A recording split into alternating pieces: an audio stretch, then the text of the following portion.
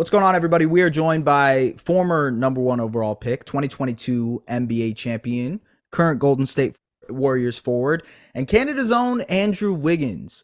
Andrew, you've partnered with Sizzle Brands, and they just launched a new sports hydration drink called CWENCH. How is CWENCH different from other sports hydration drinks? I feel because it focuses on health. I feel like a lot of these sports drinks, they just put a bunch of things, a bunch of sugar, a bunch of this, a bunch of that, but Quench, kind of just focuses on your hydration, on health, performance. And you can see the difference, the difference between, taking something natural and taking something that's just, a bunch of random stuff in it. Well, what is the difference? I mean, the How does it sugar. make your body feel? What does it change?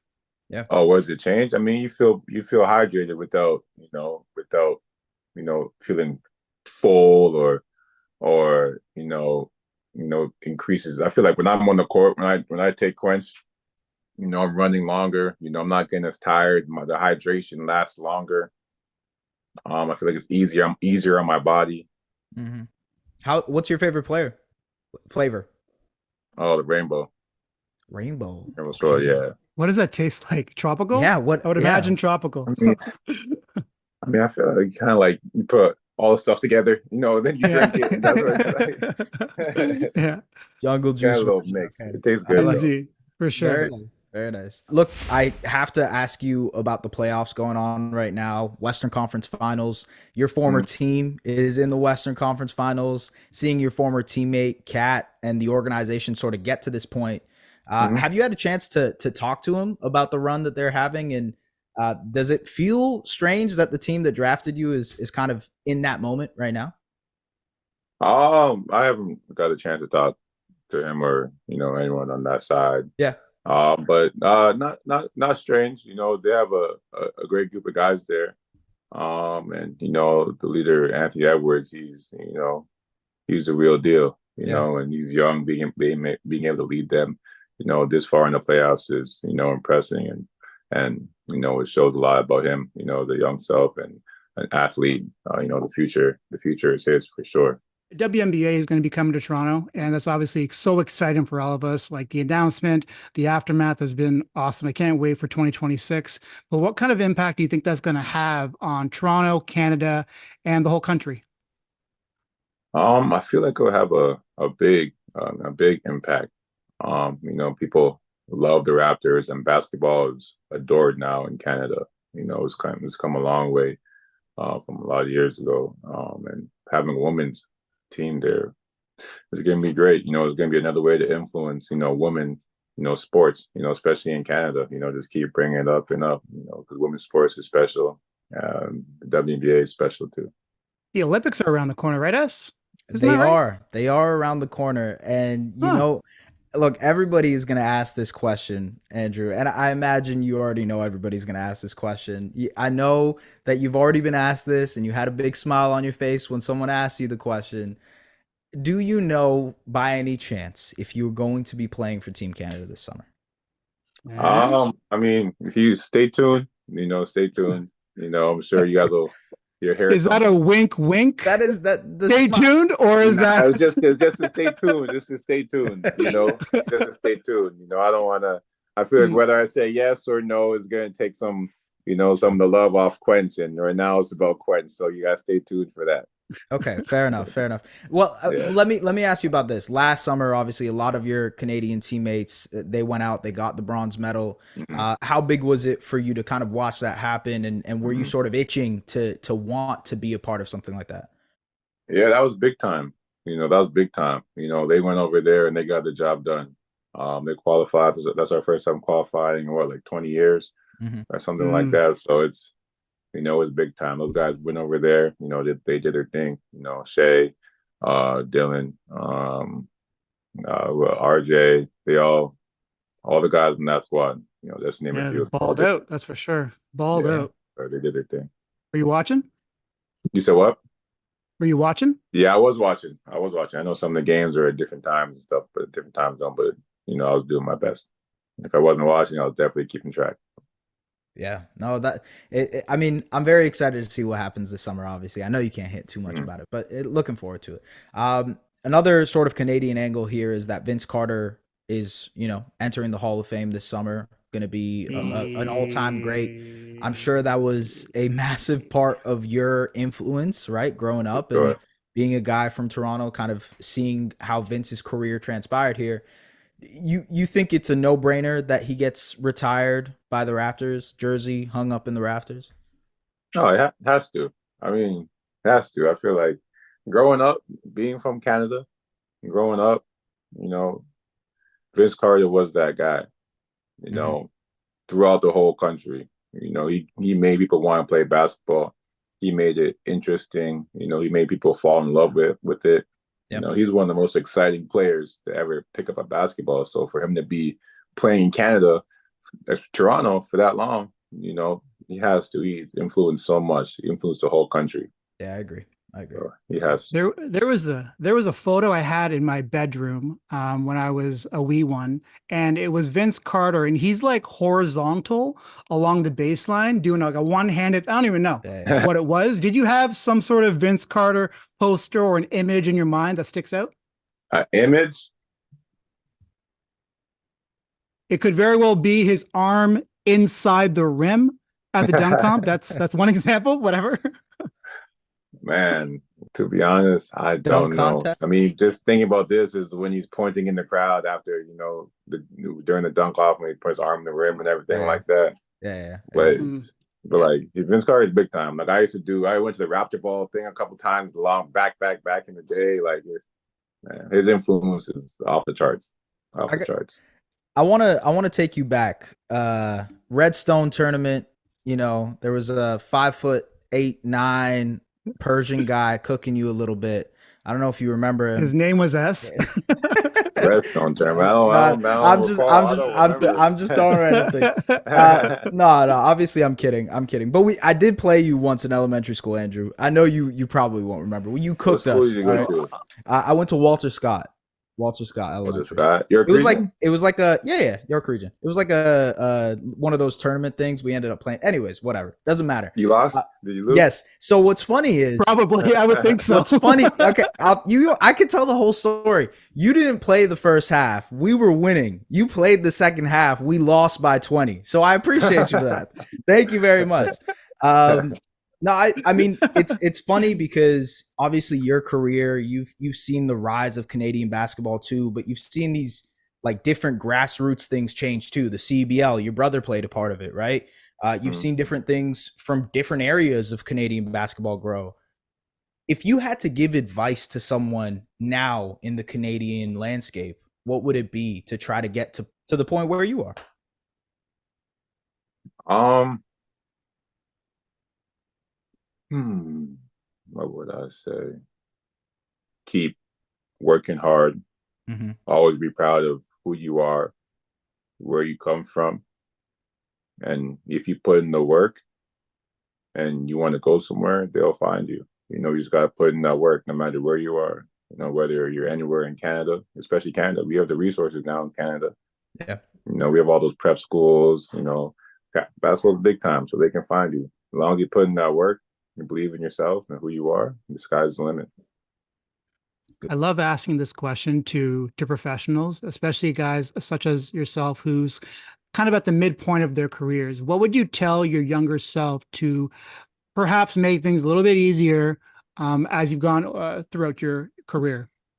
It's a good question. He's a good question. Hmm. I remember asking Justice Winslow this question last year when he was with the 905, and he said, "Stay humble," because he felt like he wanted more for certain roles within certain teams, and he felt like he could do more. But in the end, he realized that sometimes it is just about accepting your role and realizing that perhaps there is like a bigger picture than what you're looking for yourself, which also in the end could lead to greater success. That was as an example, but not saying you should say that too. But yeah, Yeah. No, I'm trying to think. I'm trying to really think. we can come back to that one. Yeah, We'll come back that's to a it. good You think question. about it. Maybe we'll end our discussion with that one. Yeah, of Go course. ahead, us. I mean, just in general, looking at your career in Golden State, you had that kind of rejuvenation, if you will, whatever you want to call it. But it really felt like you figured something out, became an all-star starter, 2022 NBA champion, right? You guys had a really successful year. What was part of that change? Like, what helped you kind of get to that point in your career when you got to the Bay? I mean, it was a different scenery. And I feel like even in Minnesota, I could do a lot of things. I feel like, but we just, you weren't winning, and Mhm. when you don't win, you don't get noticed. No one really cares what you do if you don't win. True. So getting a chance to go and stay playing around these guys and just learning different things and being on the winning side of things, and when you win, everything gets emphasized. Yeah. So being able to do that, and I feel like when you play with guys, I'm playing with like future Hall of Famers, Steph, Clay, Draymond, Yeah. Iguodala, and being close by a Hall of Fame coach, Kerr. So you get to be around these guys, and you start to learn their tendencies, and what it really takes to to win and to be at this level. Well, speaking of Andre Iguodala, the meme. Do you know what I'm talking about? When you're talking to me, Yeah. Yes. in the finals. Yes. So I heard Andre's rendition of what was said. Not saying that he was lying, and he was actually very complimentary of you and what he said his message was. But what I want to see if the stories corroborate. So, what did he say to you? What was the kind of the genesis of it?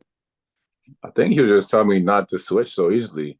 I think he was just telling me to just fight over all these screens because I'm locking up. I'm doing my thing on defense, and he's like, "Don't switch. I don't care what no one says. Like if they say switch, don't switch. Yeah. Just stay with them because you're the person that can stop this guy. Stay with them." That was basically it in a nicer way. Yeah, he was being real. Okay, fair enough. He was on Club Shay Shay, and he said the same thing. He was saying it's all about you. He was like kind of complimenting you, saying that you're so good, you're so great. Don't let anyone else get Tatum off of you. Right. Yeah. That was yeah. Kudos to you, man, because your defense in that series was incredible, and you've kind of built this rapport and this identity as a defensive stopper. Mm-hmm. What has gone into you developing that identity, and like in terms of pre-production, in terms of in games, like how has that skill set developed? I feel like even in the Minnesota days, I always liked playing. Like I was always a better on-ball defender. And then as I got to Golden State, I feel like my off-ball became better that made me a more complete defender. And then just learning from people like Draymond. Like Draymond is one of the best defensive players to ever play the game. So he's crazy, man. Crazy, right? Crazy. The things he sees, unbelievable. So just being able to watch him, pick his brain, and also Draymond, he's a hell of a leader. So every game he's telling me like this, and those guys they hold me accountable, and they challenge me. They challenge me like, yo, you got the head of the snake tonight. Like, cut that off. Like, cut it off. They challenge me, and this, Steph telling you this, Draymond telling you this. So it's like, that motivates you to, actually do it and, do it well. Sure. It's funny you say that because you've played the Mavericks in the playoffs. You've also played the Celtics in the playoffs. Is there any sort of, that might be the finals, we'll see what happens, but what kind of piece of advice would you give either Dallas or Minnesota when it comes to guarding a team like the Celtics? Because you've been there, you've done that, you've had a chance to do it. Like, what kind of advice would you give them if you were in that locker room? I would say force a certain someone left. Like, yeah, definitely force them through the weekend, but I would say just make them uncomfortable. That's the main thing, is making someone uncomfortable. A great player always has one or two moves, their go-to moves, but let's see if he can make them do that third or fourth or fifth option, how that's going to look like. Sure. When keep them uncomfortable, keep that body on them, try to wear them down. That was That was my goal. I have to ask you this too, just because since we're on the topic of the playoffs, you guys obviously didn't qualify this year for the playoffs. You got a playing game. Mhm. Knowing the amount of talent you just talked about, all the Hall of Fame resumes on that team, and just the ability and talent you guys have on both ends of the floor. What do you think went wrong this season that kind of stopped you guys from getting to your goal? We were up and down a little bit this season, and um, and that can do it. I feel like we were never really in a great rhythm. Hmm. Um, I feel like I didn't start the season off well. I didn't think I had a good start the first half of the season, and I started picking it up at the end. Um, Yeah. well, yeah, if we played like we did that second half of the season from like January on at the beginning, I feel like it would have been a totally different season. You guys won 50 Um, games if you guys yeah, play that way, right? Yeah. 100%. exactly. So I just feel like the start of the season kind of, we dug ourselves a hole and we were trying to get out of. Right. Yeah. What's the most misunderstood thing about Draymond? What would you say? The most misunderstood thing. I mean, everybody paints him as a villain now, you Hmm. know, Mm. but I don't see that. Especially there's been some stuff that happened, in the games, but I feel like that's just being competitive. That's just, it's not like he's like, I'm getting mad, I'm gonna hit somebody. It's not like, it's just competitive. We're men. You get competitive, stuff happens, and Draymond, he's a great leader, great teammate, great friend, and a Hall of Famer and a hell of a basketball player. Who's your favorite teammate of all time then? I don't want to put you on the spot with this, but who's your favorite guy? I don't really got one, to be honest. Such a Funniest, favorite. funniest teammate of all time. That way you're not making things Funniest, complicated for yourself. funniest Funniest teammate. teammate. There you go. Funniest teammate. You've had some characters in your career in a good way. Funniest teammate. Gorgie Jang was funny. Okay. All right. Huh. He is hilarious. Zach Levine's funny. Zach, all right, cool. Yeah, Zach's I funny. wouldn't have guessed that. And Jordan Poole. Seems so They're serious. funny guys. Jordan Poole. Yeah. Funny guys. That one I see. That one I see. Oh man, Andrew, I'll ask you this, okay? Draft day, Johnny Manziel. Draft day, A. Wiggins. You play in the Bay, but you're from Toronto. Pick a side. Kendrick, Drake beef. Who do you got? What happened? Me, Oh, you dropped the bomb. I stay out the politics. I You don't, st- I stay out the okay, politics. all right, fair enough. I'm just a fan. I'm just a fan of music. That's that's it. All I'm a right, fan of okay, music. all right, good at Hey man, you're doing what we're all doing. We're just like sitting back and watching something that's kind of fun for us to see. yeah. Yeah, I mean, For us, it was right? great. It was great for the culture. Yeah. Great for the Yeah. culture. Yeah. Those guys going battling like that. They put on Mm. for everyone that loves rap, everyone that loves music. For They sure. put on for them. Yeah, for sure. Well, speaking of culture, right? And the nature of basketball and competition, most memorable cram.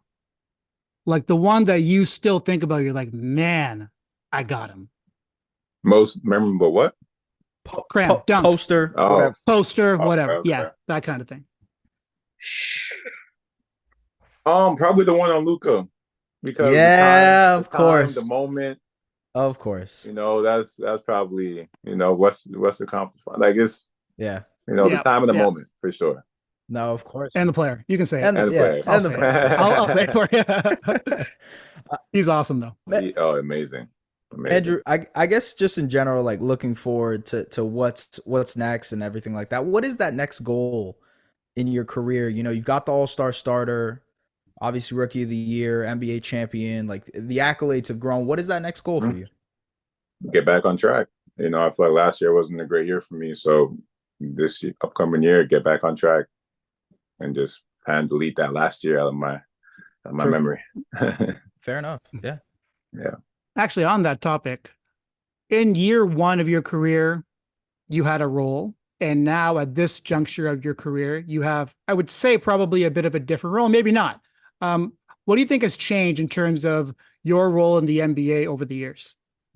I mean, it's different teams is just different circumstances. Like, Yeah. they need you to do something. Like Minnesota, I needed to score the ball more with everyone that was around me. But here, it's like, I mean, they need me to score a little bit, but I need to defend more than I need to score. I need to do a lot of stuff differently because now I'm playing with the best point guard ever, the best shooter ever. Yeah. And I got Clay, who's also one of the best shooters ever. Draymond, and then even when Jordan Poole's on the team, like it was, so you have to do whatever you have to do to help the team win. It's every season is different. Every team is different. It's interesting you say that. I'm curious and I'm excited to see what this Warriors team looks like next year. Is there something that you're itching for over this next year that you're like, yo, I gotta be able to do this, or is there like that one thing you're trying to work on to improve to get better at? Oh, that's a good question, Hess. I mean, I'm in the gym right now. I'm going hard, just getting a lot of shots up, ball handling, just creating and just keep finishing around the rim. I feel like that's the most important thing. I like Peach Jam tournament. Game versus Julius Randle. Do you remember it? Yeah, because he does. I remember some stuff for sure. Yeah.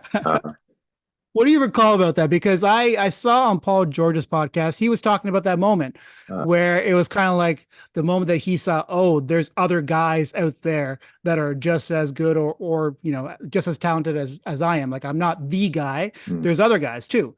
And he was saying that on the day that he wasn't feeling well, he was hurt, but he said, yo, like Wiggins cooked. Yeah. He was insane.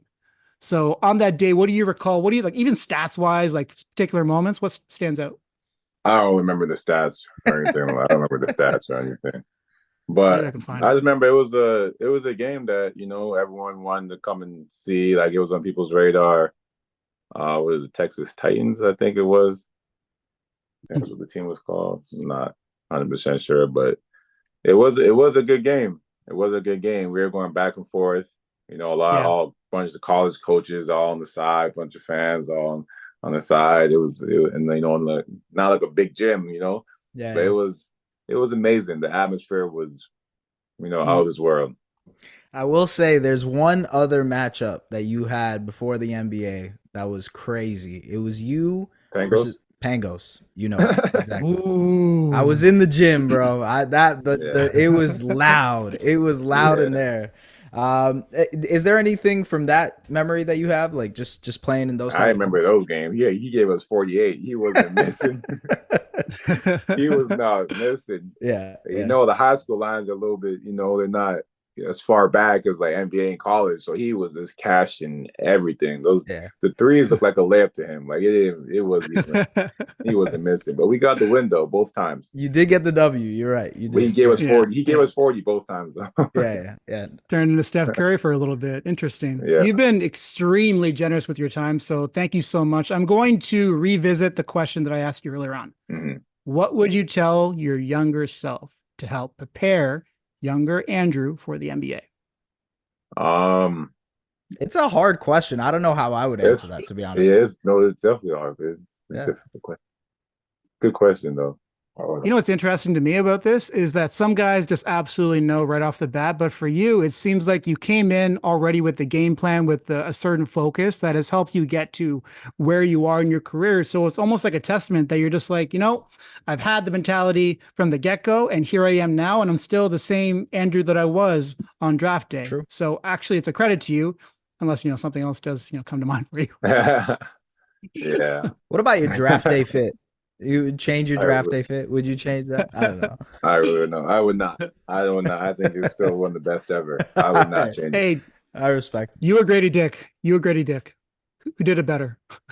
Me, for sure. I feel like it was me. Okay. I feel like I got one of the best ones for sure. It was kind of. It was the, what was it? You had the little flowers, flowers on there. Yeah. It was dope. I'm looking at it. You look good. Yeah, I gotta say. Appreciate it. I feel like I played international basketball a few times, like senior team a couple times, but I feel like I would play more just because I feel like every time I played in the summer, like FIBA or whatever it was, leading up to that next season has always been a really good season for me. So it gave you that rhythm. You're ready in rhythm, you're ready, you're feeling good. And it's like that FIBA is kind of like a different style of basketball. It's a Yeah, little different Sure. from the NBA. So once you get Yeah. back to like, your regular NBA stuff, it's a nice little mix. that's a So I would great answer, man. definitely would have done that a few more times. That's a great answer. Yeah, and Yeah. it's funny because you got an opportunity to do it this off season. Anyways, I will, but stay Exactly. tuned. Andrew, Stay exactly. tuned. Stay tuned. Yeah. Wrap us up, S. Hey, thank you, Giver. Andrew. Appreciate you very, very much for doing this. Shout out to Quench for doing this as well. Appreciate you guys as well. Thank you. And you have listened to Andrew Wiggins talk to us about basketball for the last 20 minutes. So peace out. Appreciate you guys.